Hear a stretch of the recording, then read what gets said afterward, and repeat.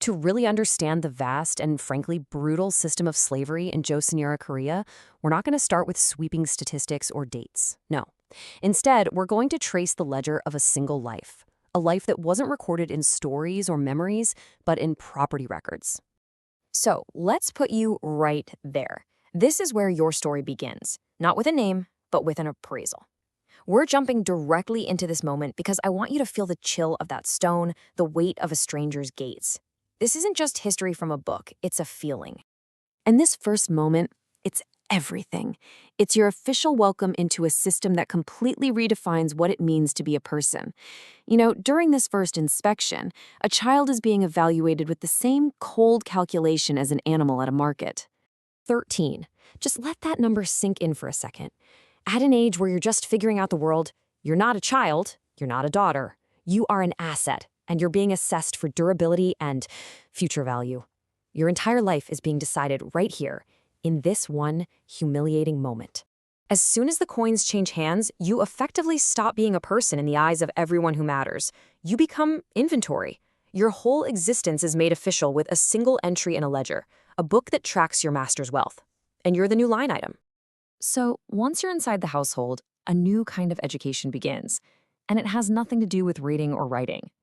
It's about learning a harsh, unspoken social code where your very survival depends on making yourself completely invisible. This really lays out your new place in the world, doesn't it? You're not just at the bottom of the human pecking order.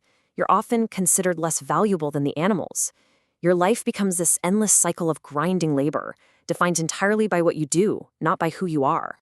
These 3 rules, they become your survival guide. And this isn't just about being obedient. It's about systematically taking apart your own sense of self. You learn, and you learn fast, that to be seen, to be heard, to be noticed at all, is to be in incredible danger. It's these kinds of sharp, sensory details that make the physical cost so real. The pain is just a constant companion. The work never stops. And any comfort you find is tiny, fleeting, like the few seconds you can press your cracked hands against warm heating pipes. It's a life lived right on the very edge of human endurance. But it's not just your labor that's demanded of you. Maybe the cruelest part of this whole system is that your body isn't your own. It belongs to the estate. And its main purpose, beyond all the work, is to produce more assets for that estate. This quote, apparently from the housemother, is just absolutely chilling. It's a verdict, the kind of thing you'd say about prize cattle. It strips away every last bit of humanity, reducing a young woman to her biological function. Her worth is measured by her hips, by her potential to grow the master's wealth by having children. So motherhood isn't a joy, it's a job, and each child is just another entry in that ledger. By the time you're 22, you've produced 3 units of property. The language itself is designed to dehumanize. They aren't children, they're not your family, they are units, assets that can be moved, sold, or given away whenever the master decides. And this is the real emotional horror of the system.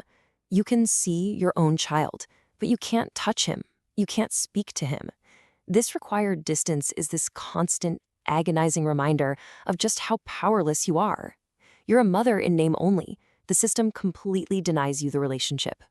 Now, just when you think you've reached some kind of fragile, painful routine, the master's world crashes into yours. His financial problems are about to become your catastrophe, and a family that barely existed even in secret is about to be officially erased by a balance sheet. At age 25, the master's debts finally come due, which means the ledger of his property has to be balanced. For you, this isn't some abstract financial event. This is the moment your world is completely torn apart. Just look at how brutally efficient this is. 2 human beings, a mother and a son, are just reduced to 2 lines, sold to the east, sold to the south. There is no emotion, no consideration. It's just a transaction.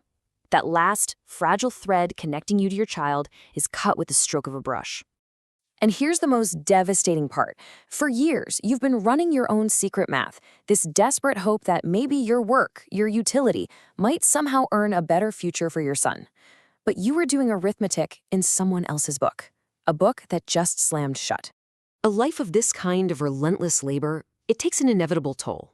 But even when you die, the system's indifference delivers one last insult. Your passing isn't a loss to be grieved. It's just an inventory change that needs to be recorded. You die at 38. The cause isn't listed as a specific illness. It's simpler and somehow much more brutal. Accumulated damage. Your body, which was treated like a tool for decades, just breaks down. It's a life that was cut short not by some accident, but by the very design of the system. So you're buried at the edge of a field. No marker. No ceremony. But the ultimate erasure? It comes from the record itself. They get your age wrong. And nobody cares enough to fix it. Your life ends as a ghost. Just a clerical error in a book that's already forgotten.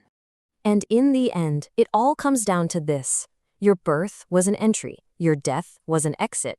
Your entire existence, all the pain, all the hope, all the loss, is compressed into a single, sterile line in a book that was only ever designed to track property, not people. So, this story, while it's focused on one life, it really forces us to ask a much bigger question. For every story that gets written down in the grand tapestries of history, how many millions more are written like this one? In the disappearing ink of a property ledger, their humanity unrecorded, their voices silenced forever. What are we missing when we only read the official records?